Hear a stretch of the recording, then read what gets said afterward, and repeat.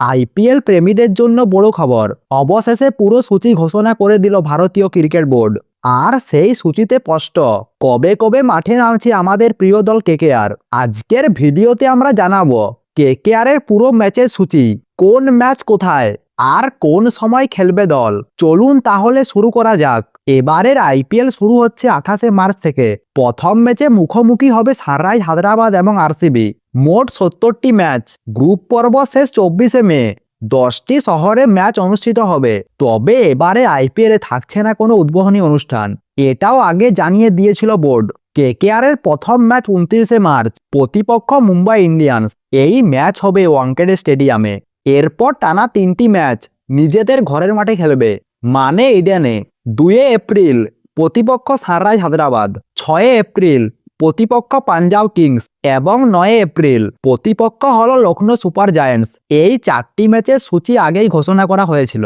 এবার আসি বাকি ম্যাচগুলোতে। 14 এপ্রিল প্রতিপক্ষ চেন্নাই সুপার কিংস, 17 এপ্রিল আহমেদাবাদে এই ম্যাচটি হবে।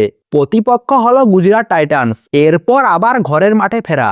19শে এপ্রিল প্রতিপক্ষ হলো রাজস্থান রয়্যালস। তারপর আবার ম্যাচ লখনৌতে, লখনৌ সুপার জায়ান্টসের সঙ্গে। মে মাসে শুরু হচ্ছে গুরুত্বপূর্ণ ম্যাচগুলি। 3 মে হায়দ্রাবাদে ম্যাচটি হবে সানরাইজ হায়দ্রাবাদের সঙ্গে। 8 মে দিল্লিতে ম্যাচটি হবে, প্রতিপক্ষ হলো দিল্লি ক্যাপিটালস। 10 মে প্রতিপক্ষ হলো রয়্যাল চ্যালেঞ্জার বেঙ্গালুরু। শেষ 3টি ম্যাচ হবে ইডেনে।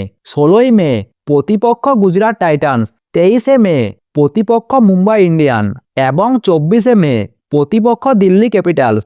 অর্থাৎ হোম গ্রাউন্ডে শেষ 3টি ম্যাচ খেলেই গ্রুপ পর্ব শেষ করবে কেকেআর। মোট 18টি ম্যাচের মধ্যে 12টি সন্ধ্যা 7:30-এ। মোট 18টি ম্যাচের মধ্যে 12টি সন্ধ্যা 7:30-এ এবং 2টি ম্যাচ দুপুর 3:30-এ। দুপুরের ম্যাচ দুটি হল 19শে এপ্রিল রাজস্থান রয়্যালসের বিরুদ্ধে এবং 3 মে হায়দ্রাবাদের বিরুদ্ধে।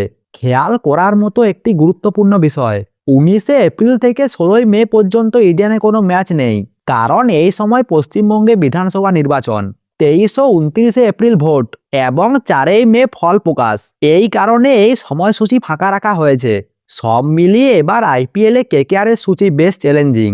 মাঝখানে অন্যদের মাঠে ম্যাচ বেশি, তবে শেষ দিকে দল ঘরের মাঠে খেলবে।